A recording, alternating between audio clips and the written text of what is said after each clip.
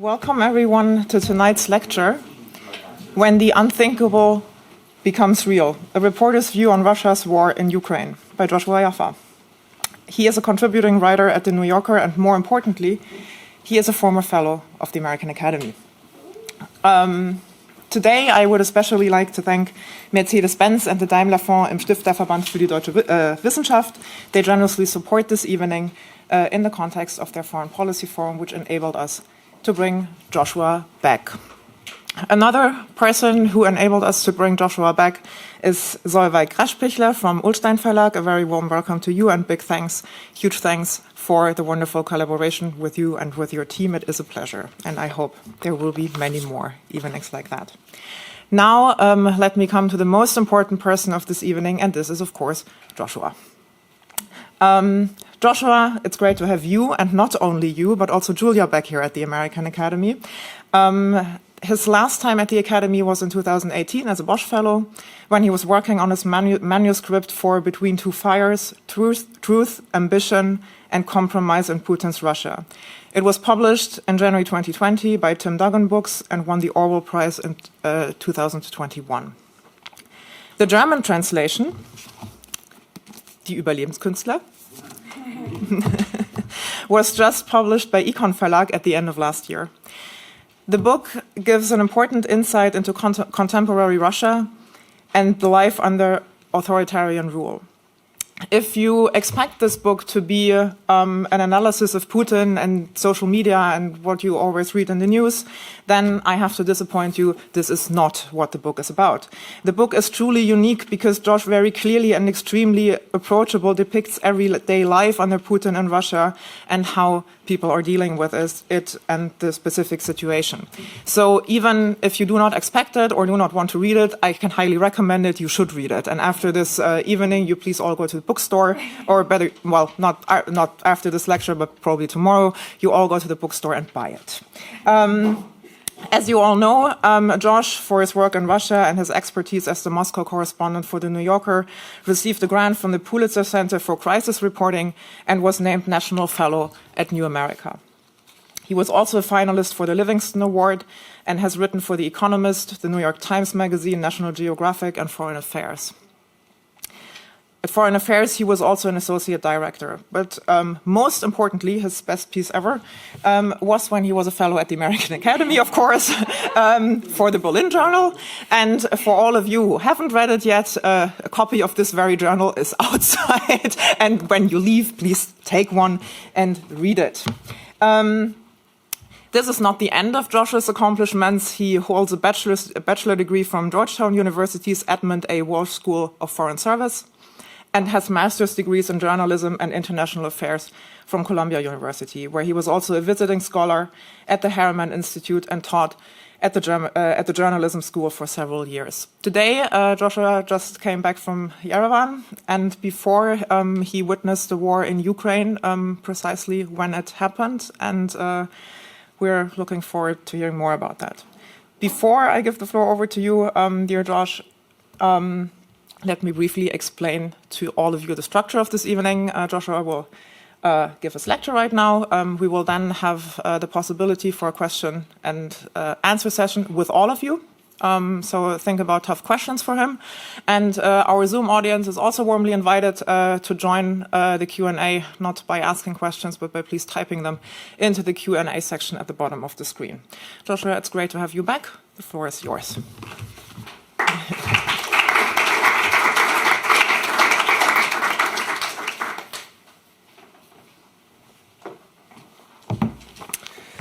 Thanks, Barrett, for the very kind introduction. It's a pleasure to be back here at the Academy, a place that was both as joyful and productive as I think I've ever found. And I'm glad to be able to share some of my experience reporting these last months in Ukraine and from Russia the decade before that. I'll be showing some photos along the way taken by friends and colleagues I worked with in Ukraine, namely Emmanuel Satoli, Jerome Sassini, and Emil Duque, who we are lucky enough to have in the audience with us tonight. Last time I spoke here at the American Academy, my talk was devoted to the theme of compromise. How do Russians of all walks of life, business, media, arts and culture, the Orthodox Church, philanthropy, reach a state of accommodation with a system that they don't necessarily approve of or agree with, yet nonetheless find no way of avoiding, let alone confronting. And thus those who start out with earnest, even honorable ambitions make small compromises along the way to realizing them, and those small compromises in aggregate change the individual and set the bounds of the possible for society at large. I spoke of Konstantin Ernst, the art house auteur who sits atop Channel 1, Russia's main state Russian television network, and chief propaganda outlet, and Elizaveta Glinka, or Dr. Lisa, a beloved humanitarian who, in order to help the innocent victims of Putin's earlier war in Ukraine in 2014, closed her eyes to the fundamental nature and causes of that war. My book on the subject, Between Two Fires, was guided by the earlier work of a Russian sociologist, Yuri Levada, who wrote an essay in 2000, the year Vladimir Putin ascended to the presidency, entitled The Wily Man. Levada was searching for a way to describe the modern Russian person, not the Homo Sovieticus of the past, but a more modern version of the citizen who is at once resourceful and passive, untrusting and indifferent, more intuitively understanding that it was easier and ultimately more profitable to play one's own cunning game within the system rather than risk the unknown. In the essay, Levada writes that the Russian wily man, quote, not only tolerates deception, but is willing to be deceived, and even requires self-deception for the sake of his own self-preservation. I thought of the wily man on the morning of February 24th, when I woke up to the sound of explosions in the city of Kramatorsk in the Donbass in eastern Ukraine. Russian cruise missiles struck a military airfield and munitions depot on the outskirts of town. The windows shook and the earth rattled, a sign it was time to run to the basement. On early morning television in Russia, Putin was declaring the start of what he called a special military operation. A new era had begun, or rather, had the previous one been different than I had understood it to be. My understanding of the Putin era was predicated on the idea of the compromises of the wily man, a postmodern form of loyalty and obedience to power, but in which that power never really demands anything too definitive or proactive from you in exchange. You could be a liberal and work for the Moscow city government, renovating parks and libraries, creating bike lanes and educational programs, making life that much more civilized, efficient, and humane for your fellow citizens. You were not implicated in evil or demanded to participate in it. The opposite, it seemed. You could use the resources and scale of the state to achieve something virtuous and positive. This was a passive form of authoritarianism. Stay out of the state's business, and it will stay out of yours. The invasion of Ukraine broke that contract. It is the riskiest decision of Putin's political career. He was never a humanist, particularly worried about the cost of human life, but he was a cautious tactician, rarely making bold, overt, high-stakes decisions that he would have to justify and own out in the open. The war is something else, an unambiguous use of Russian force, with costs in terms of dead Russian soldiers and a deflated Russian economy that even a massive propaganda machine cannot hide or deny in perpetuity. After the war began, I left Kramatorsk and drove for 2 days to Kyiv, which was then the main target of the Russian invasion. Russian troops tried to penetrate the capital with light, nimble assault teams, apparently operating under the assumption that they could take the city in a matter of days. Quote, it looked like they planned for a kind of raid, Andrei Zagorudnuk, Ukraine's former defense minister, told me at the time. This was the special operation of Putin's dark imagination, that Ukraine, a country without a history or a claim to independent nationhood, would quickly succumb and collapse, that its president, Vladimir Zelensky, would flee, and that its society would acquiesce to Moscow-imposed rule. One day in early March, less than a week after Russia launched its invasion, with the fighting inching closer to the center of Kyiv, I drove out to International Square, in a western neighborhood near where the bulk of Russian forces had massed. There had been a firefight the night before. The carcass of a torched military transport truck lay slumped on the asphalt. A shot-up army bus with deflated tires stood across the square. Shrapnel and bullet casings crunched underfoot. A group of locals had gathered to take a look. I spoke with a woman who introduced herself as Svetlana, who was standing near the wreckage with her 12-year-old daughter.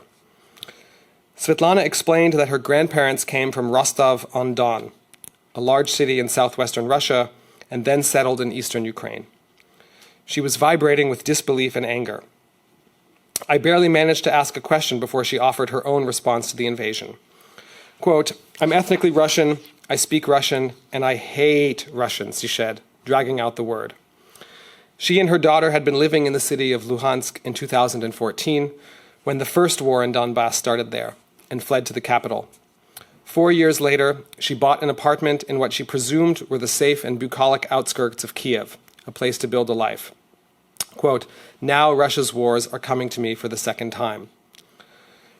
Earlier in the year, neighbors in Kyiv had asked Svetlana, given that she had lived through one conflict with Russia, what she expected. She told them that Putin might escalate the war in the Donbass, but that a full-scale invasion was unthinkable. I said such a thing can't happen. They haven't gone completely crazy. Well, you see, they went crazy. A crude military logic underpinned Putin's decision to invade. He and the paranoid circle of security officials around him believed that Ukraine had become the instrument of an ever-expanding West. Even if Ukraine didn't formally join NATO, it was receiving weapons and military training from NATO countries. With time, perhaps this support could amount to a kind of backdoor NATO membership. If Putin saw US missile defense systems in Poland and Romania as a danger, the prospect of them in Ukraine may have felt existential. Better to strike when Russia retained the military advantage and use that force to refashion Ukraine's politics and foreign policy to accord with his own vision of Russia's security interests. But there was also an element of historical messianism in Putin's thinking, a pseudo-philosophical strain that ran deeper than concerns over Western armaments. In July, he published a 6,000-word treatise in which he proclaimed Russians and Ukrainians to be, quote, one people, but with a clear hierarchy. Ukraine's rightful place was under the protection and imperial care of Russia, not led astray politically, militarily, culturally by the West. Quote, "I am confident that true sovereignty of Ukraine is possible only in partnership with Russia," he wrote. And only by acting now to rejoin the two peoples, as they were meant to be, could Putin prevent Ukraine from becoming irreparably European, or even, for that matter, Ukrainian. Because once that happened, it would be too late. Russia would indeed be occupying a foreign land. In a way, Putin was right in his diagnosis. Russia was losing Ukraine, or in fact, already had. I have been reporting from Ukraine for a decade, and it was clear that with every passing year, people in the country felt less attachment to Russia or the shared Soviet past, but rather saw themselves as citizens of a modern, vibrant, chaotic, but thoroughly sovereign and independent state. If anything, Putin was more correct than he even knew. Not only was this drift real, but it had gone further than he had imagined. By the time he launched his invasion, Ukraine was not at all interested in Russia as a model, let alone an elder partner. But where Putin was unmistakably and catastrophically wrong was in the treatment to that diagnosis. The war would be the final death knell in Ukraine's separation from Russia and provide a new founding myth for the creation of a society that, out of trauma and shock, would find unprecedented unity and consolidation. It was hard in Ukraine to find a person not involved in the war effort, whether by signing up to fight. The military recruitment offices in Kyiv and other cities were turning away volunteers by the thousand, or gathering and delivering food, medicine, and other supplies. I found the 7-year-old boy known as Patient Unknown Number 1 in Akhmadut Children's Hospital in Kyiv. He had been riding in a car with his parents and two sisters when they came under fire. Shells exploded around them, sending shrapnel ripping through glass and metal, then flesh. His parents and one sister died on the spot. His other sister was taken to a different hospital. An ambulance brought the boy, unconscious and losing blood, to Akhmadut, where doctors performed emergency surgery and put him on a ventilator. It was a couple of days before the staff located his grandmother and learned the boy's name, Semyon. I asked one of the doctors who treated Semyon, a pediatric surgeon named Roman Zhizhera, about the boy's condition. Not good, Zhizhira said. Shrapnel had passed through the side of his neck. He was on life support with little sign of brain activity. Quote, as a doctor, I understand what happened to this child, Zhizhira told me, but I don't understand what is going on around us, here and across the country. Something absurd and terrible is happening. We walked the wards, looking in at other children who had been injured in the shelling, their faces cut and bandaged, their parents and siblings dead. Quote, I feel simple, ordinary, very human anger, Zhizhira told me. I came back 2 days later and found Zhizhira standing by the entrance to the hospital. He looked energized by the urgency of his work, but his eyes were glassy. His wife and 2 kids were spending each night in the hospital's underground bomb shelter. His 8-year-old daughter had asked him about a word that she had been hearing. Quote, Dad, who are the occupiers? He answered, those who try to capture with force territory that doesn't belong to them, in this case, Russians. I asked Zhizhira how Simeon was doing. The boy had died the day before, he told me. The losses of the early days of the war, acute, individual, understandable, were horrific and tragic precisely because they were countable, legible in ways I could understand as a reporter. Harder to make sense of was the siege of Mariupol, a city that Russia was so determined to capture it entirely destroyed. Tanks, planes, artillery hammered the city until nothing was left but burnt out concrete shells where apartment buildings once stood and bodies left rotting in the streets. I traveled to the city of Zaporozhye, the first point of arrival for evacuees fleeing occupied cities in southern Ukraine. It was easy enough to spot the cars coming from Mariupol. Their windshields were blown out by gunfire and bullet holes strafed the sides. A number of them had pieces of cardboard taped to the places where windows had once been. I found that those emerging from such cars had one of 2 temperaments, dazed and quiet, squinting at the relative calm of Zaporozhye as if it were the bright glare of unexpected sunlight, or frenetic and voluble, unable to contain the stories of horror and violence that spilled out uncontrollably. One couple in their 70s, Leonid and Yelena, were both at once. Leonid was silent, with wide eyes that were scanning the fluorescent lit interior of the Welcome Center for Displaced People. Yelena launched into one episode of abject terror after another before I could ask a single question. Quote, there were 19 of us hiding in the cellar, she told me. We didn't see a loaf of bread for a month. Then, one day, they heard a shipment of bread made it through the Russian blockade, and when they emerged to the street, they saw dozens of people running toward the store where it had supposedly been delivered. That's when the rockets started to land. They heard the noise first, then the explosions. Yelena and Leonid fell to the ground.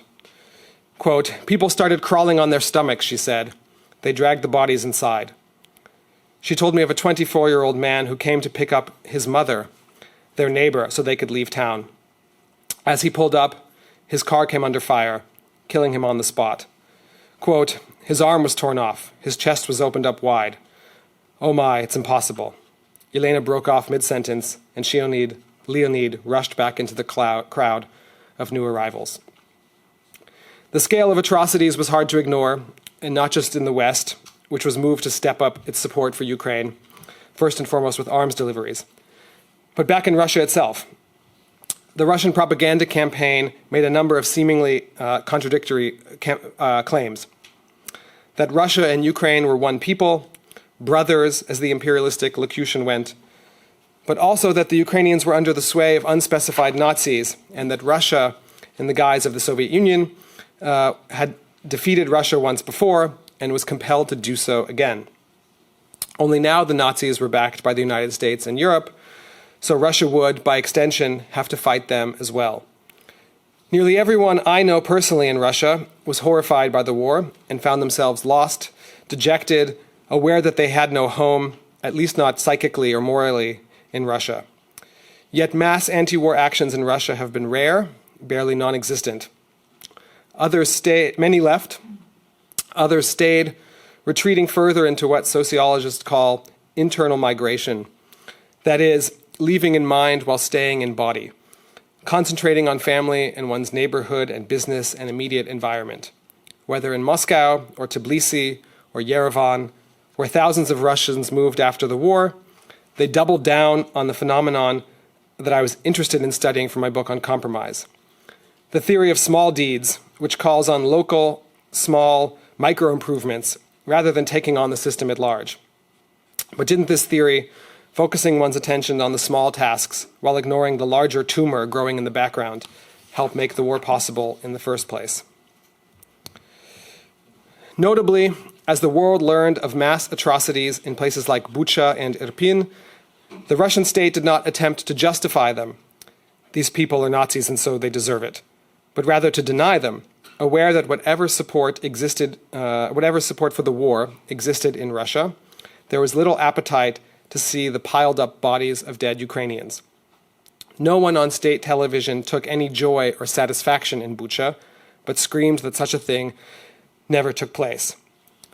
The project to completely otherize the brotherly nation was difficult, if not impossible. Russia was projecting the kind of love of a cruel and abusive spouse. The intimacy is what makes the violence possible, almost necessary. But at the same time, we know that it's wrong, that it cannot be explained or condoned. The result is what Russians might call kasha v golovye, or porridge in your head, in which a jumbled melange of unprocessed thoughts and traumas and instincts live all together. Russia is at once a victim and an empire. We didn't want this war, but Ukraine had it coming. They are our brothers and our enemies. In Novy Bykov, a village 60 miles east of Kyiv, I was led to a cellar. For a month, Russian soldiers had taken up residence in the town's Soviet-era House of Culture, laying mattresses on the floors and positioning anti-aircraft missiles outside. During that time, they used the boiler room in the basement to hold as many as 22 prisoners. Within the boiler room, there was a deeper chamber, a stone-walled crawl space the size of a refrigerator turned on its side. The person who showed me the cellar was Maxim Diduk, a 21-year-old car mechanic, who told me that he spent 8 days inside of it after being detained by Russian soldiers in the village. The interior was barely long enough to lie down, and only high enough for Diduk and a few other captives to squat on their knees. At one point, he said, the space held 7 people. In late March, 1 month into the war, with the Russian assault on Kyiv stalled, the Kremlin made the choice to pull back its forces and concentrate on a single front in the Donbass. That meant that within the span of a few days, Russian troops disappeared from the towns and villages in the Kyiv region as quickly and without explanation as they had appeared. The soldiers in Novy Bykov told their captives they would soon be leaving. That same evening, the Russian commander burst into the boiler room. He fired his gun into the walls and into the air, forcing people on their knees and shooting just beside them. He may have been drunk. Diduk told me that he was crying. He didn't want to do what he was about to do, he said. He needed to deliver 4 dead bodies, and he asked for volunteers. Quote, "We have nothing to lose. If that's our destiny, so be it," Diduk remembers one prisoner saying as he raised his hand. The Russians took 2 men away. A few minutes later, they came back and said, "We need 2 more." The soldiers gave each a glass of vodka before they were taken into the night. What is the nature of such violence? Its purpose? Or maybe there isn't one, just the cruel, inevitable result of young men being given carte blanche to violence with no explanation as to what it is they are doing there or why. But maybe it has to do with the urge to punish Ukraine, to hurt it and its people, the response to their refusal in the early days of the war to be subjugated, to welcome their invaders. In many towns I visited, occupied by Russian troops, I heard a similar story from the locals. The violence got worse as time went on. The Russian military began to experience setbacks and losses of its own. Fear, frustration, and confusion, when combined with weapons and an utter lack of military discipline, leads to abuse and murder. In Russia, aside from a handful of commendable political actions and performance art pieces, there was little outcry or discussion of the crimes of Mariupol, Bucha, let alone forgotten outposts like Novy Bykov. This was a manifestation of wartime wiliness, a detachment and refusal to acknowledge, let alone take responsibility. For those who tolerate the war, even support it, even to those who find it abhorrent, few want to own it, to declare their own participation and role. The culture of civic irresponsibility, a cynicism that distrusts ideals or collective action and is only interested in one's immediate material condition, is an essential component of the Russian wily man or woman and continues to play a decisive role.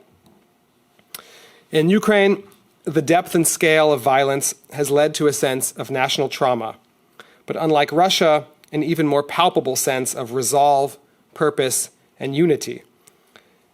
These would be cliché phenomenon were they not so glaringly and dramatically true. One of my favorite cafes in Kyiv was turned into a field kitchen, making thousands of meals a day for soldiers, medics, and the elderly. In Zaporozhye, I met volunteers who fielded calls from Ukrainians all over the country and abroad, begging them to collect their relatives trapped in Mariupol. And so they drove, their cars being shot at along the road, to try and find people they have never met or seen and to get them into their car and onward to safety. Anecdotally, I have yet to meet a Ukrainian who thought that nationwide deficits in petrol or massive job loss or destruction of grain stockpiles meant that the country should negotiate with Russia about which pieces of territory it is willing to lose. Somewhat more scientifically, a number of opinion polls show that 80 to 90% of Ukrainians believe in a military victory against Russia. That is, Putin will be defeated in the battlefield, not through diplomacy. Indeed, it's hard to see the prospects for a negotiated end to the war anytime soon. The fight at the moment is not over, say, NATO membership or Ukraine's geopolitical orientation, but territory, and namely who controls it. It is as hard to see Ukraine agreeing to acknowledge Russia's control over southern and eastern Ukraine as it is to see Russia voluntarily surrendering those lands it has captured. In the first phase of the war, a three-front invasion with little coherence or military logic, Ukrainian troops were able to mount small unit ambushes and used rocket-propelled grenades, anti-tank weapons, and drones to destroy Russian troops' formations and armor. Now the Russian military has regrouped its forces for a more targeted assault in the Donbass and eastern Ukraine, drawing on its quantitative advantages in heavy weaponry and manpower. Just a week ago, I spent several days in the Donbass, where the Russian offensive is brutal, destructive, but also ploddingly effective. Quote, "If before they simply marched in large columns, now they have started to actually fight," a Ukrainian general overseeing the defense of the Donbass told me. The Russian army has split its forces into smaller groups, which it uses, along with drones, to identify and target Ukrainian positions, hitting them with artillery and airstrikes. When a particular zone or village has been leveled, ground troops move in to try and seize the rubble. Even with Western weapons, Ukraine for now has little with which to answer this onslaught. In Kramatorsk, a garrison town in the heart of the Donbass, I went to see the city's mayor, Alexander Honcharенko. Russian troops were advancing from multiple directions. The front was less than 20 miles away, and he was clear-eyed about what the Russian campaign in the Donbass may mean for his city. Quote, "They have a goal to capture a certain territory, and let's even manage to say they do that. But to what end?" He went on, "They don't care about what they're capturing, what will be left for them to occupy. It will be impossible to rebuild what they are destroying. They will end up with some empty fields dotted with ruins." I found this a fitting and altogether discouraging metaphor for the war so far. A campaign of destruction and cruelty for the prize of holding land that will bring Russia little benefit or purpose. Cities like Mariupol and Severodonetsk are effectively gone. They, along with Kherson and Melitopol in the south, and a large swath of the Donbass, may indeed be annexed by Russia in due time. But what sort of victory would that geographical expansion alone provide? It would satisfy Putin's vision of himself as a historical figure, gathering the lands that rightfully belong to Russia, resetting the map of Europe for generations to come. And were he to succeed, Ukraine would indeed be a weakened nation, bereft of its territory, and traumatized by the loss to a superior outside power. The same could be said for the West, too. For better or worse, the war is now a proxy struggle, a contest for which vision of the world reigns supreme in the 21st century. But does that mean Russia and the West are warring over the heads? But that does not mean Russia and the West are warring over the heads of Ukrainians. Quite the opposite. What I heard time and again, all the more passionately recently in the Donbass, were pleas for support, diplomatic backing, weapons, and other types of aid for Ukraine to continue the fight. And that is the part of the war that is up to all of us. Thank you for your attention. Look forward to answering your questions.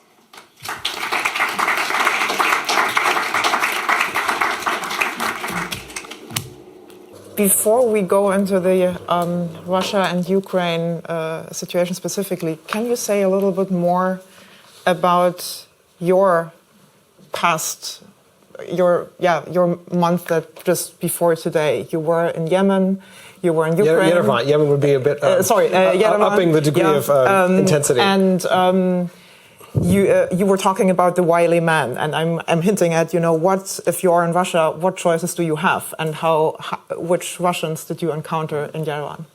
Sure. So I left Moscow actually on February 8th. I went to Kyiv at the time to write what I thought was a story about the talk of war, the preparations for war, will there be a war? And I ended up staying all the way through the beginning of that war. And by the time I was ready to leave Ukraine for at least that first trip in the middle of March, my wife had already moved to Yerevan. And so I effectively had no home, not simply because my wife had left, but because the Moscow and the Russia that I had known for 10 years was no longer. So I flew to Yerevan, joining an exile of tens of thousands, if not hundreds of thousands of Russians who left in the days and weeks after the war, ending up in places like Yerevan, Tbilisi, Istanbul, Berlin, the world over.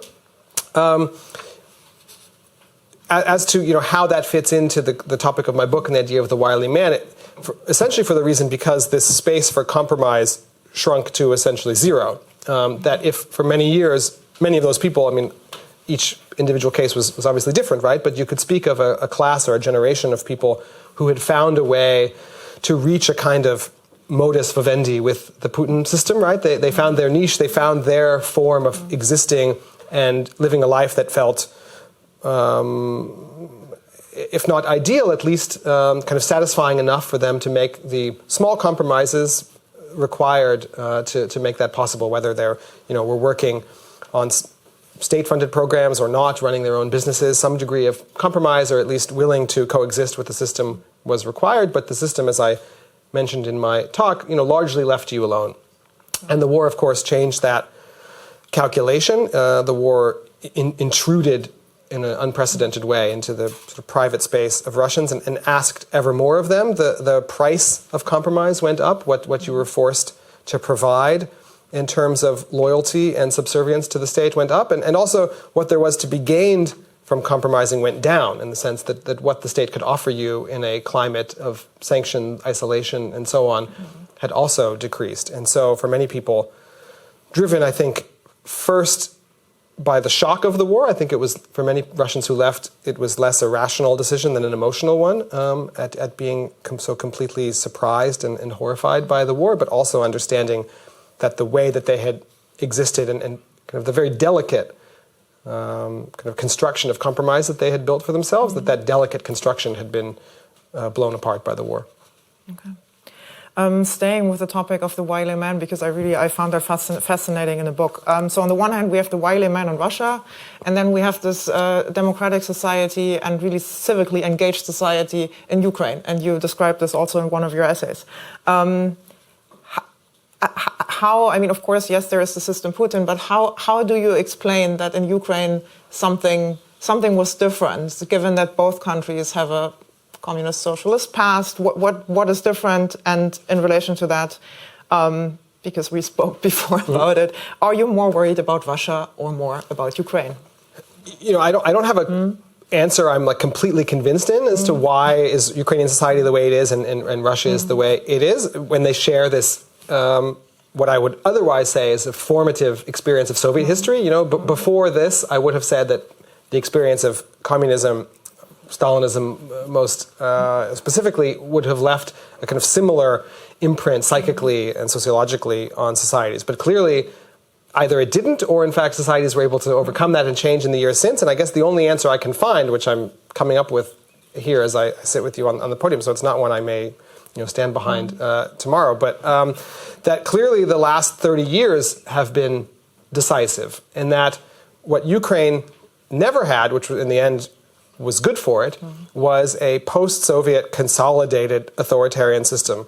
Ukraine, I think many Ukrainians would admit, for many years was a chaotic and certainly very corrupt mess of a very kind of difficult, a country that had never found its footing in terms of its orientation, lurching back and forth between Russia and the West, incredibly pernicious role of various oligarchic clans. Right, it was not a kind of beacon of democracy, but it was messy. It was like a messy authoritarian system. It was a messy, it's a kleptocratic system, and no one group, let alone individual, was ever managed to actually seize unilateral control over that system and establish top-down hierarchical rule. And so Ukrainians were left existing in this really vibrant, chaotic system, but nonetheless that it allowed for a high degree of heterogeneity and clearly built the habit of mind and action to sort of navigate that system with a degree of personal responsibility and engagement. As to the second part of the question, it's related, of course, and I'm much more worried about Russia. To the extent that I've seen, and I think it's fair to say, we've all seen objectively, Ukraine respond to the war with a high degree of consolidation and unity and singularity of purpose, and also this spirit of collective action that I think is very important for any society, people willing and wanting and able to participate in something larger than their own immediate personal situation, and the bettering of that personal situation. In Russia, to a large degree, right? I mean, of course, I'm not speaking entirely universally, but for the large part, there don't really seem to be outcroppings of that in Russia. And whatever there were made all the more difficult or impossible by the war. Russia is a country that is not unified around a national mission or idea. I don't think that the idea of the war, the Z movement, right, that state propagandists have tried with, I think, largely failing success to instigate and propagate around Russia. We don't really see a lot of spontaneous Z rallies. I mean, maybe that's good, right? Then we would talk about Russia turning more towards something like true fascism. But there doesn't seem to be an idea or a sense of purpose that Russians writ large buy into and that are unified by and are able to connect to one another through so as to create or build something larger than themselves. And so that makes me much more worried about Russia, that the degree of atomization, the degree to which people are lost without a sense of purpose, I think heralds something much darker for Ukraine, where once the war is over, whenever that happens, it'll be with an extraordinary human cost. I mean, I wish that Ukraine didn't have to consolidate its society with such a toll, but nonetheless, I feel like it is already shown that it's a society, capable of the sort of collective action, sacrifice, and responsibility that I think are the recipes for a healthy society.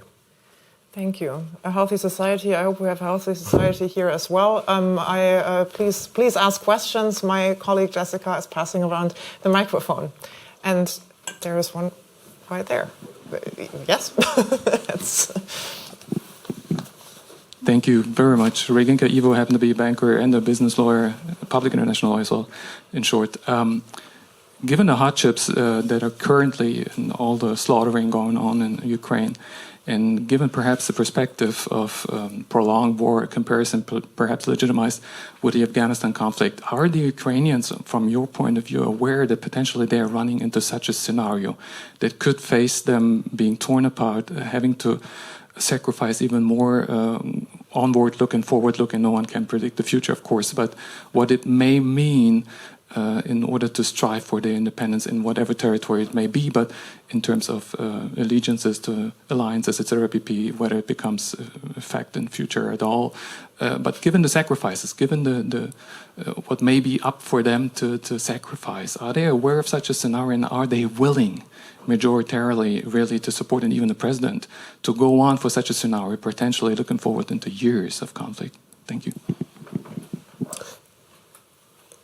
I can only answer impressionistically, though I've spent a fair amount of time around Ukraine in different places, so hopefully it's a decently representative and anecdotal answer, and that is, I've been struck by the degree of kind of certainty and purpose and desire to continue the war and to end it militarily among Ukrainians rather than to pursue some sort of negotiated settlement. I think, if anything, the urge and desire, sometimes subconscious, sometimes raised explicitly, to try and negotiate with Russia, to try and find a diplomatic or other kind of non-military end to the war is much more popular in the West than it is in Ukraine. I think that in Europe, there is much more of a desire to find a way out of this, find a way for this to end through negotiations, than there is in Ukraine, where Ukrainians, it's hard for me to say whether they're objectively right or not, right? I'm passing along what I've been told rather than kind of making an argument about whether this is the case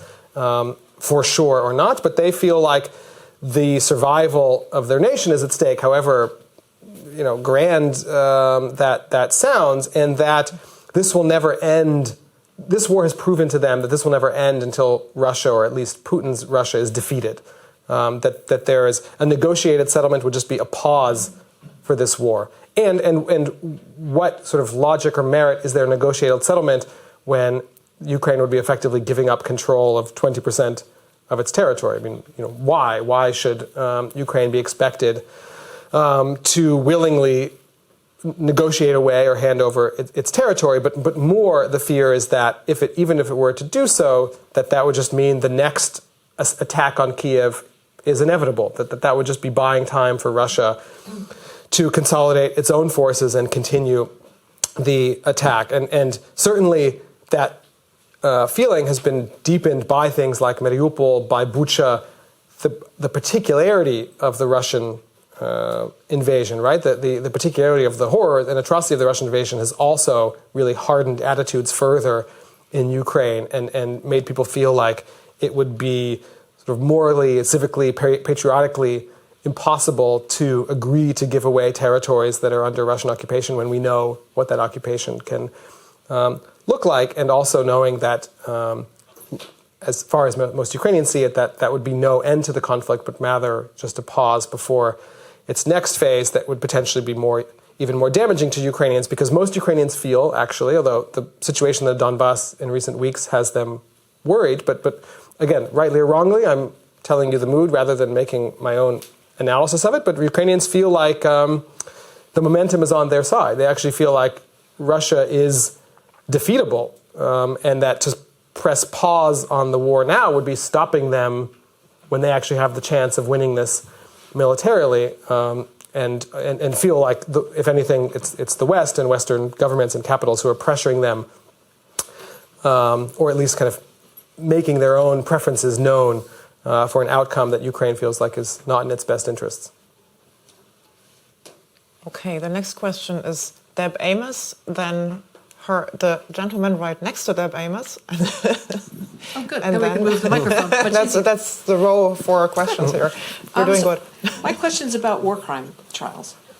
When the war started, the U.S. president called Putin a war criminal, and Europe gave money to the ICC, and there was bipartisan support in the U.S. Congress for the ICC, shockingly. There's now 11,000 cases in Ukraine. Russia is talking about Nuremberg 2.0, perhaps having their own trials in Moscow. There's a smaller one in Donetsk that was announced today. And so what looked like a new era of accountability, I wondered if it might devolve into something different, that it's tit-for-tat justice. It doesn't quite get us where people wanted it to be. I don't know the answer to that. Of course, I find the sudden U.S. enthusiasm for the ICC to be amusing, to put it mildly. But just sort of as an observer of the situation and both the likelihood of trials and their significance, I think you're absolutely right that Russia certainly is engaged in kind of war crimes prosecutions trolling with these cases that seem to be happening in Donetsk and in Russia itself. It's a kind of classic Russian propaganda technique of creating so many contradictory, sort of noisy, confusing versions of reality that people are sort of just left confused about there's war crimes trials here, there's some there, who knows like what even the deal is with these war crimes, and so why even try and get to the bottom of them. I don't think that will work internationally, of course. I think that there's enough consolidated attention here that there will be some sort of war crimes prosecutions. They're already happening in Ukraine.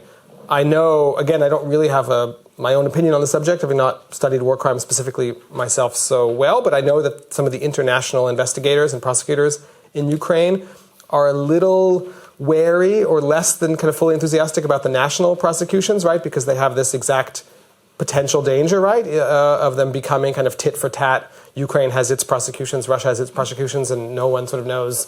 I mean, we know, right? But kind of it's possible to then claim that, you know, the truth is either unknowable or somewhere in the middle. You know, unlike MH17, which is the trial in Netherlands, which is happening now and about to wrap up, I think that here it looks like some of the defendants will actually be in custody, which presents a whole different realm of possibility. Some of the trials in Ukraine, not all of them, but some of them are against defendants who are in Ukrainian custody. And in fact, the first several, I believe, pleaded guilty. Also, though, a question, right, about criminals being tried by, you know, warring parties trying combatants in wartime is probably also not purely ideal from a textbook war crimes prosecution standpoint. But I think what I've heard in Ukraine on the subject, and this goes back to the previous answer, are really all answers there are to be said about the war, which is that Ukrainians would say, you know, the war, we have to end the war first. And for Ukraine, that means winning the war, right? But I think the prosecution of war crimes is going to be messy and complicated and difficult as long as the war is actually going on. I think Ukrainians are correct about that. It will be difficult to mount a process that is credible and sort of legible in the middle of an ongoing war. But there certainly are efforts. But the last thing I'll say is, you know, what would that even sort of mean, right? Unfortunately, we've entered an age in international relations where what would it even mean were there to be Russian officers or soldiers, you know, on trial in third-party international institutions, and so they're found guilty, and so what? You know, I mean, I don't think that is going to be a break on Russia's behavior, nor would I think it would provoke a different kind of sanctions regime or response than we've already seen. In other words, I think the West has seen enough to act already. I'm not sure a prosecution in the ICC would add to it. So I'm sort of optimistic about the possibility of some sort of justice, whether it's continuation of national in Ukraine or international, but I'm a little more pessimistic about, you know, what that would mean as a term of kind of break on Russia's behavior or other states going forward. Hi, my name is Alan Benson. You spoke of the wily man in Russia and how determined, on the other hand, the Ukrainians are to for their self-defense, how determined they are. The wily man doesn't sound like he has much determination. How long do you think the Russian economy can keep this up? I mean, the Russian economy is like third rate. Their gross domestic product is like that of Italy or Spain. They can't keep this up in the Ukraine for much longer. How can they keep it up? How can the wily man keep this up? I'm not so sure that the Russian economy is in such dire straits as you say. I mean, from oil and gas aside, but just the size of it. Yeah, but the one thing is that, right, people's own kind of expectations, people's let's say like revolutionary potential or appetite is relative. So, in other words, it's not just about the size of GDP or kind of GDP per capita, but how it changes over time. So in that sense, we haven't seen the kind of drop-off in Russian GDP so far that would mean people are experiencing some shocking material difference to their well-being overnight. That hasn't happened. And so far, the Russian economy has proven, I think, surprisingly resilient, certainly much to the surprise of Western nations that enacted a sanction regime that was supposed to cripple the Russian economy and provide exactly the sort of break on its ability to wage war that you described. That has not happened. I mean, it's only been 3 months. Maybe that's not enough time, but the ruble actually is of a higher value to the dollar than it was before the war started. I mean, that's because, in large part, the Russian government is spending extraordinarily large amounts of money, billions of dollars, to prop up the ruble. But also, oil and gas sales have not fallen as dramatically as you think. India, for example, is buying more Russian oil than ever before, or gas, I believe. And so, the West is certainly a large market. The EU has announced it's going to phase out Russian oil imports, but the world's a big place with lots of people who need oil. China, India, and others. And so far, we haven't seen the kind of drop in Russian energy sales that would actually mean the state is suddenly unable to finance the war. But Putin has been preparing for this for a long time. Russia has built up a number of sovereign wealth funds that have, I think, close to $100 billion in them, or did before the war, some of the largest in the world. And now, Putin is spending his rainy day fund that he prepared for exactly this reason. And that's one reason why the ruble has not crashed, because the Russian government is able to prop it up. That's why you haven't seen a fall in, say, public sector salaries, the sort of core Putin electorate. But that could go on for some time.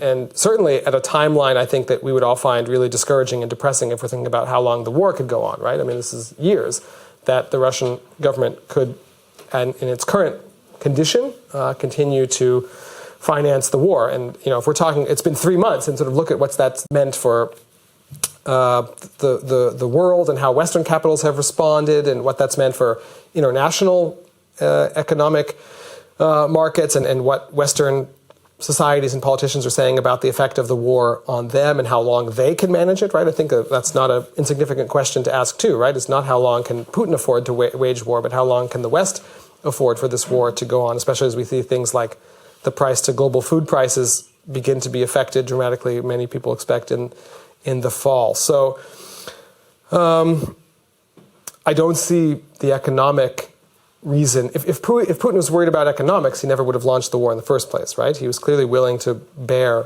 quite a significant economic price to this war, and so far he seems to be able to keep paying it. Yeah, one question here in the front, and afterwards, Jessica has to do a little bit of walking. Afterwards, right behind Debbie, and then here in the front. Hi, Anton Troyanovsky. I wanted to stay on Russia and just get your views on the future of the wily man in Russia. You were talking about the wartime wily man phenomenon taking effect right now of people who are against the war essentially staying silent and going into internal immigration. But, it's been 3 months now. Russians presumably have come out of that initial shock. Many have left, and some of those who left have returned, and the vast majority of people who were against the war never did leave. So how do you see the future of kind of compromise in Russia? I mean, is it kind of, okay, we had this war, we had this shock, and now we are back to a new normal of Moscow hipsters doing the thing they did before, just maybe with slightly fewer resources than they had before? Or is this some kind of qualitative difference? I think I'm more inclined to believe the former. In the first hours and days of the war, I maybe thought the latter, right? That this is actually going to be some paradigm shift in lots of ways, including in this, particular arcane theory of the wily man that I'm interested in. That too could be one of the many things that is changed dramatically by this war. But 3 months later, I don't think so. I mean, of course, and I don't say this with I don't mean to say it with judgment. I understand, right, why people are not in the streets protesting. What the price of sort of nonconformism, the price of rejecting wiliness has gone up to a point where, as you know, and written about, going onto the street with an empty sign or going into the street and just like holding your hands like this as if there was a sign, is enough to get arrested and potentially risk actual real prison time. Same thing even for just posting about the war online and social media. So I don't mean to belittle the costs that people face in thinking through, to what degree are they willing even in their own small private ways to resist or speak out against the war. So I understand people making those calculations, and I'm grateful that I don't have to go through them myself. I'm not sure I would do it, with much more, bravery than those Russians who are in Russia who are opposed to the war but continue to sort of outwardly go along with the system to perform wiliness to the degree required of them. But I don't see, if the war wasn't a shock to break that, then what would, right? I mean, what if we're now 3 months in and people have found like a new calibration for their wiliness and a new way to live their lives and yes, that space for that niche of personal freedoms, that niche where people could go that was kind of their own, where the state didn't intrude and they could build lives and pursue ambitions and projects that felt kind of noble and interesting to them. That's shrunk, not quite to zero, but it's shrunk. But I don't see people rejecting that form of coexistence with the state entirely, because what if they didn't on February 25th, why would they now when we've all become, including wily men and women, habituated to the reality of the war? Going back to the previous question, some dramatic shift in the economic landscape could of course reset people's calculations once again, but I still don't see that happening in such a dramatic way that suddenly people would sort of en masse in some way kind of rebel or reject this wily framework of compromise. It's kind of prisoner's dilemma, right? There's just always more incentive to continue to find a way to manage and to survive and to exist, rather than to risk being this kind of first mover who declares in some public way, I'm no longer going to play by the rules. And that goes not just for the sort of everyday Russian wily man and Russian woman, but for people in the elite too, right? I think that works across all segments of Russian society. There are lots of people at the top and the bottom and the middle who are opposed to the war and disgusted by it, but none of them see an opportunity for themselves.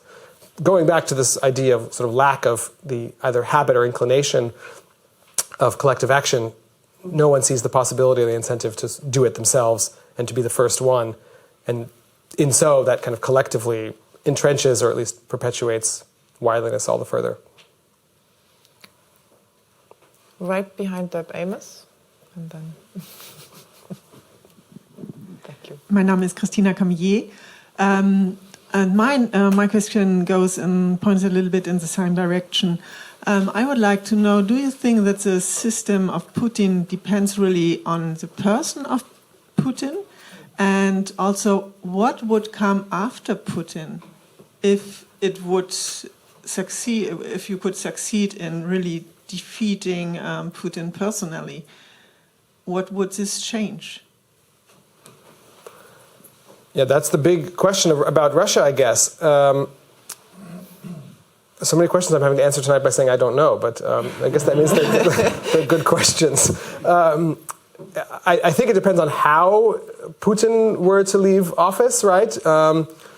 Were he to manage to were this war to go on 5 years and Putin hangs on and Russia becomes, more and more like Iran or something with every passing year, and Putin then dies of old age in 8 years? That's one version, right, of what a post-Putin Russia would look like. Do sort of right-wing war hawks in the Kremlin and the security services depose Putin tomorrow because they think he's actually being too soft in prosecuting the war in Ukraine? There are such people, right, who think that actually Putin is being too restrained in how he carries out the war, and they want total victory. If Putin were to be deposed by those people tomorrow, that, of course, would be a whole different reality. So it's hard to answer with any certainty. I think on the one hand that Putin is very much the product of Russian kind of political and social environment. It's not an accident that Putin became kind of the person he is, and that Putin's Russia became the way it was. There were certain forces headed in that direction. It wasn't inevitable, but Putin is not an anomaly. He didn't come out of nowhere, right? He is a product certainly of his generation and his milieu, and there are plenty of other people of his generation and milieu in power left around him who could take over, and I think we'd there see more of the same rather than not. But on the specific question of Ukraine, I think that the war is actually the rare case in world history where we're seeing a massive event that is the result of effectively one person's decision-making.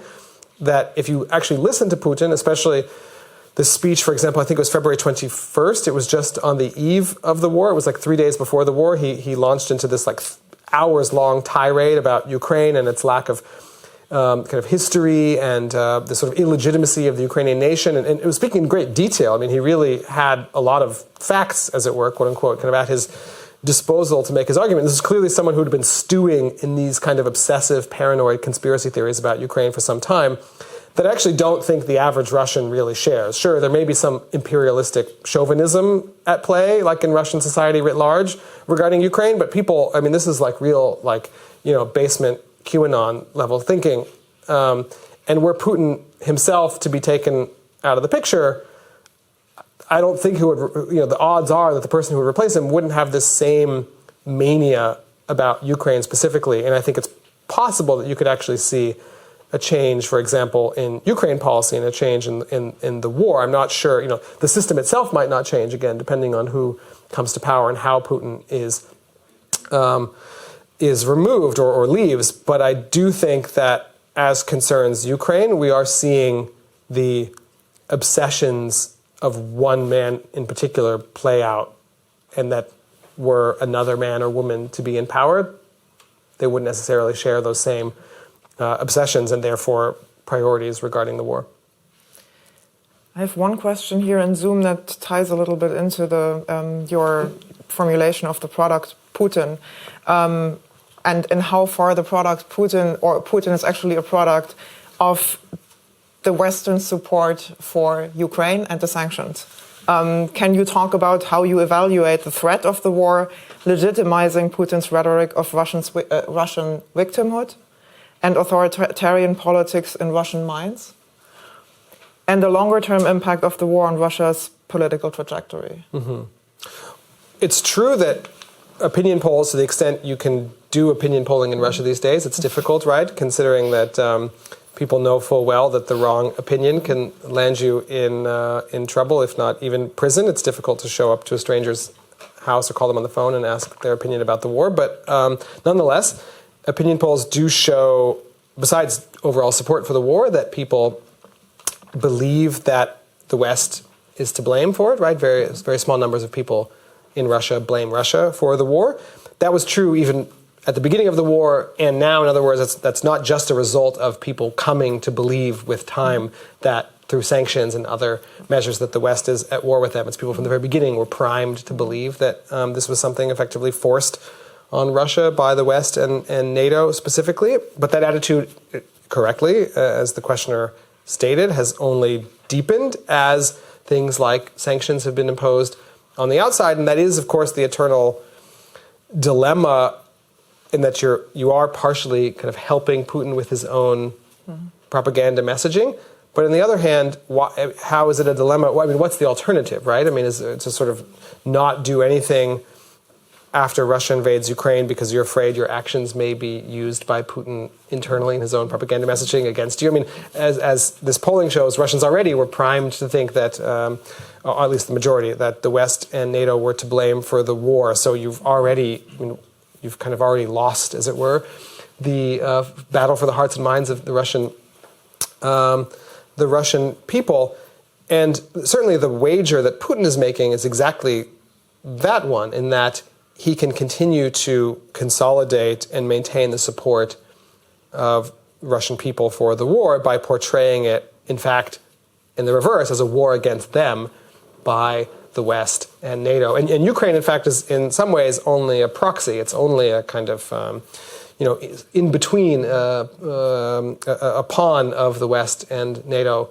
And I think that also is important because it's difficult to fully sell a war against Ukraine to Russians. A war against the West, NATO, that's understandable. That's like a sellable product. And so I think it's also useful in that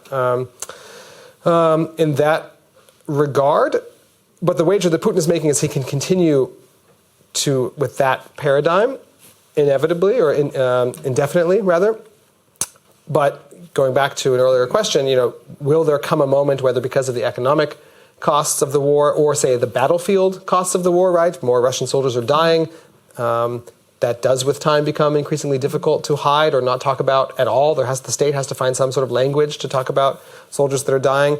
If the war goes on, the economic costs continue to mount, and there is actual real material impact for everyday Russians' lives. There could come a point when, even if, say, Russians believe that the West and NATO are to blame for this war, if they see their friends, neighbors, sons, husbands dying and their own lives negatively materially impacted, it's possible they could still turn against the war without having this fundamental shift and coming to believe that their own country is to blame. I think that that's eminently possible because ultimately my belief is that what we think of as support for the Putin system is closer to tolerance. It's closer to a kind of passive acceptance based on the disbelief in any credible alternatives to Putin. And so, okay, we might as well go with, devil we know. But I don't think it's actual, at this point, deep, heartfelt, passionate support for Putin, which does make it potentially fragile. Okay. Yeah, you first. Hi. Hi, my name is Laura. I'm a filmmaker from Berlin. And it's very good timing because I wanted to ask you, from my experience or in my surrounding, what I heard especially from Russian filmmakers and their families back in Russia, they reported that there's an ever-growing generational conflict because there's an older generation who really believes the state's narrative and the propaganda machine. And then if you have a younger generation who they do have access to different information. And in your, what you saw and experienced, do you think that is an ever-growing conflict and will actually change Russian society in the long run? That conflict is definitely real. I've observed it myself, and it also shows up in various types of opinion polling, though it's not actually as dramatic as you think, right? When you ask young people, it's not like under 25s in Russia are majority anti-Putin. They're not, right? So it's to think that this generational shift on its own will kind of solve our Putin problem is wrong. And at least until the war, right? We'll have to. I think it's too soon to kind of see how the younger generation responds to this long term as a kind of as political and civic-minded citizens. But so far, right, the Putin system that they've known effectively since birth, right, either like they were born under it or at least were so young to not remember anything before, has provided them with a period of relative stability, comfort, opportunity, right? So why rock that boat? That's a lot of what you hear from, especially when you get outside of Moscow, when you get outside of places where young people are really kind of plugged in to the West and the world at large, right? That actually their lives look pretty good and certainly better than their parents' lives in the 80s and 90s, right? The sort of worst decades in terms of stability and just sort of general material individual comfort and opportunity in Russia. So there were some really understandable and I think objective reasons why younger people actually, if not, like I said in my previous answer, sort of being full-throated Putin supporters, at least didn't see anything so bad about the system as to risk all the downsides that would come with going against it in a really forceful and dramatic way. That said, and I wrote about this in the last chapter of my book, actually, returning to the idea of the wily man. What I found among my conversations with young people in Russia is that they wanted a more straightforward, kind of credible, honest relationship with the state. This was separate from this notion of, were they pro-Putin or anti-Putin, but they didn't want to have to engage in this kind of complicated, cynical dance of trying to outsmart the state and extract what benefit they could from it and to constantly be trying to deceive the state. They wanted the state to just function kind of honestly and credibly and efficiently. And if that's Putin's state, fine, right? But we don't want to have to be constantly figuring out how to lie, cheat, maneuver, connive, and all of that. And so, what happens when those people get older? And if the system doesn't change and sort of requires these same kinds of wily compromises, will this younger generation be willing to play the game? Excuse me, just water. I just wanted to bring you that one. But feel free. But that's okay. You can take My water is your water. It's okay. But so we don't know, basically, right? We sort of have to let that game run its course before we can make some declarations about will this generation stay the same and then sort of reject the system, or will they change and adapt to the system as they get older? Okay. The three last questions. Ariel, Christine, and Ms. Rashpichle, and then I have one more on Zoom. I'm sorry, but I have good news for you. 4 questions later. calls for a throat lozenge. Yeah, and you drink. How worried are you about the a possible nuclear escalation? It seems like the German and the French are really worried about this. Do you think there's inner core of someone might go Dr. Strangelove there and take us all out? Is there a worry, or is it a zero probability? I think there's a non-zero probability that Putin could do something if he feels like he's about to lose in a military battlefield way, like the Russian army is really about to be defeated. I think there's a chance he could go for a kind of threatening display of some sort of nuclear capability, test a nuclear weapon above the Arctic, explode a nuclear weapon in the Black Sea or something. But I actually don't think, what do I know, right? But I don't think, don't quote, when we're in the, on year 7 of nuclear winter, don't quote me on this, but totally misled us.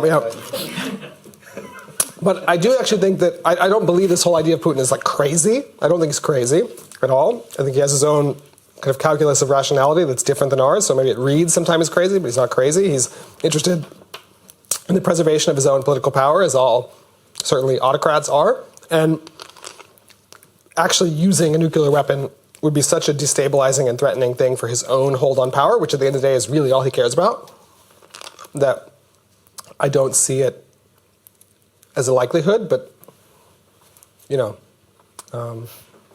again, don't, when we're in the bunker, don't quote me on that. Okay, well, okay. Christine. Christine Wallach. Looking back at the last war in Europe, and I'm thinking of the Bosnian War, the combatants, the combating parties there would certainly have said the war ended too soon, in that the territorial conquests were incomplete, as seen by each of the three parties. And I think that perception's not lost at all on the Ukrainians. That war was brought to an end by both military power on the part of the United States, bombing Belgrade, to bring them to the table, and of course the diplomatic, iron-fisted diplomatic efforts of the United States and the contact group to bring the Croats and the Bosnian Muslims to the table. You've not said, I would love to hear your thoughts on the role of foreign actors.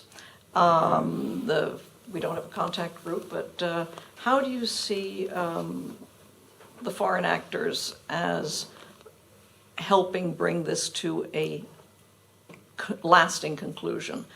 What is a useful set of interventions?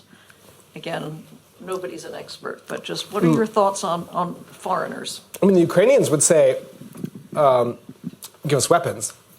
They're pretty unambiguous about that, citing the reasons among them that you just mentioned, right? That this war won't really end until the territorial question is settled decisively in a way that both parties are forced to acknowledge, and that sort of ending the war too soon, in quotes, risks, I mentioned this in an earlier answer, right? Kind of Russia just rearming for later rounds of invasion and conquest, and I don't think that's, Ukraine, of course, has its own reason to make that argument. They want the weapons. They feel like they need the weapons now.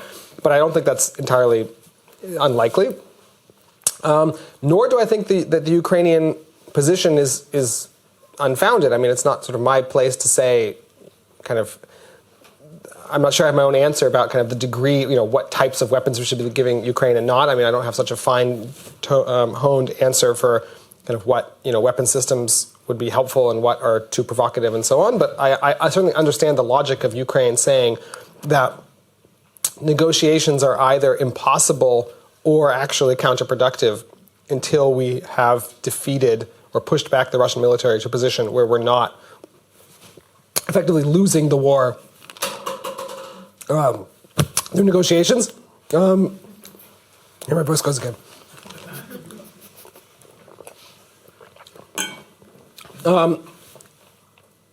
As for what the West can do in terms of those negotiations, of course, at a certain point, when they do happen, being an honest broker in them will be important. I don't think that this will be solved with just Ukrainians and Russians at the table. And I actually think the part that involves the West is the easy part, the part of trying to understand what sort of formulations around guarantees of NATO membership, Ukraine's geopolitical orientation. That's like the easy part. I think that actually Russia and Ukraine today could agree on some sort of workaround that Ukraine effectively abandoned its NATO aspirations, maybe doesn't quite say so, but that actually is the easy stuff. The part involving the international community, where there be these outside guarantors of Ukrainian sovereignty, right, that we've talked about, or that have been talked about in these negotiations, right? So Ukraine won't join NATO, but the United Kingdom, the US, and some other countries will agree to come to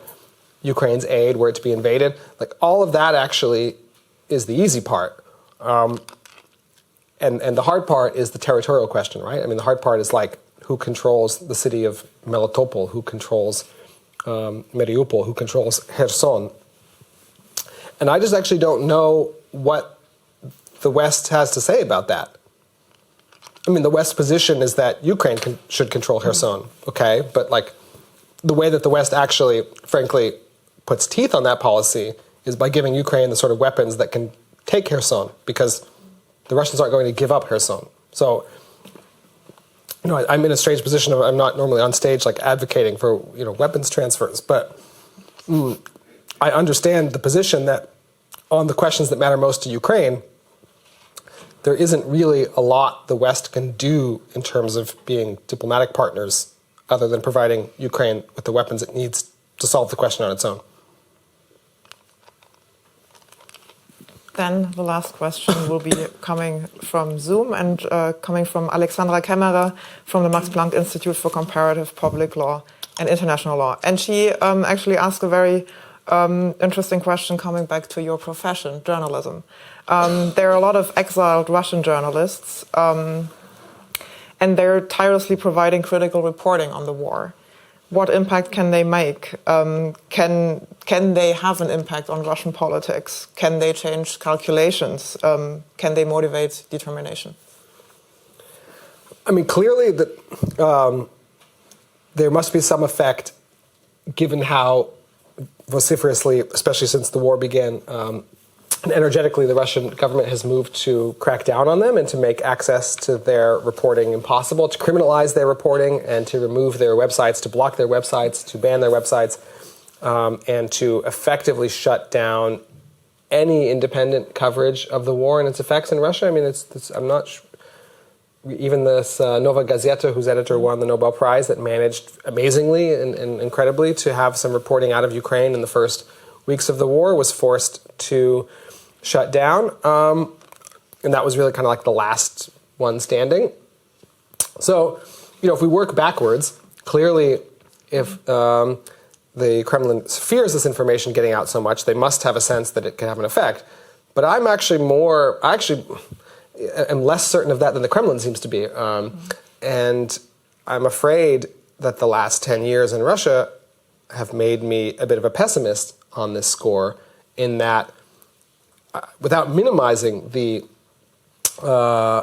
professionalism and heroism in many cases of Russian journalists, many of whom I consider not just colleagues but friends, and am really in sort of awe of the work they produce given the struggles they face in doing so. But I don't know if where that work had a kind of palpable effect on Russia's political trajectory, and nor do I see great interest, like en masse, right, across the whole of the country in accessing this information. There is this great line in a story that was written about public opinion in Russia after the war, where the director of the Levada Center, which is the country's sort of premier, really only independent sociological institution, was running some focus groups where he was asking people about what they thought about the war. And he was relaying in this piece, it was I think a BBC Russian service, about what he was hearing on these focus groups. And he relayed this conversation with this woman who said to him something like, I know, she was a kind of passive supporter of the war, right? She was like not opposed, let's say, to the war, without being sort of rah-rah, no like Z on her forehead, but she was okay with the war. And she said to the guy from Levada Center, I know that if I read the BBC Russian service, that there's a different version of reality there, there's a different coverage of the war there, and that's why I don't read it. I thought it was like an incredible, like a sort of remarkable moment of self-awareness in terms of an individual living in an authoritarian system. And I think I'm ready to say that experience or that worldview can be multiplied by tens or hundreds of thousands, maybe millions of people who, and this is an element of wiliness too. I mean, what can they do, right? I mean, and in that condition of powerlessness, why do you want to torture yourself? Why do you want to feel even more powerless, even more frustrated than you already are by reading every day BBC Russian service or Meduza or any of the other Novaya Gazeta Russian outlets that will just remind you of your reality and your own kind of powerlessness inside that reality. And so, despite the incredible work being done by Russian journalists, I have not found a huge mass nationwide interest in accessing that information. And I'm not sure that even in the case of the war, that it would have much of an effect. I mean, a different thing is if suddenly, Channel 1 started broadcasting critical reports about the war. I mean, if you're talking about, huge mass media that gets into every Russian household, then I think you could start to see an effect. But if we're talking about media that people have to kind of hunt and choose and make effort to try and access, like this woman at the focus group said, I don't do that because that would just be disruptive to my worldview and disruptive to my condition that I have no power to change. Thank you. Unfortunately, we're running out of time. So thank you for a fascinating talk, for your insights and sharing your experiences. The good news for you is you can continue asking questions. Summer is out there, and not only summer, there's wine and food awaiting us. And if you want to come back, not necessarily to the Academy, but to our next event that will take place at the Museum Barberini in Potsdam on June 15 with Adam Weinberg, the director of the Whitney Museum of American Art. And he will be giving a talk, Breaking Free: The Pleasures and Terrors of Abstract Expressionism. Join us. You're warmly invited. And Jessica is... There is information on the website about that. Thank you, Jessica. Thank you to the whole team for producing this event. Thank you, Josh and Julia, for coming. And now off to wine and food. Thank you.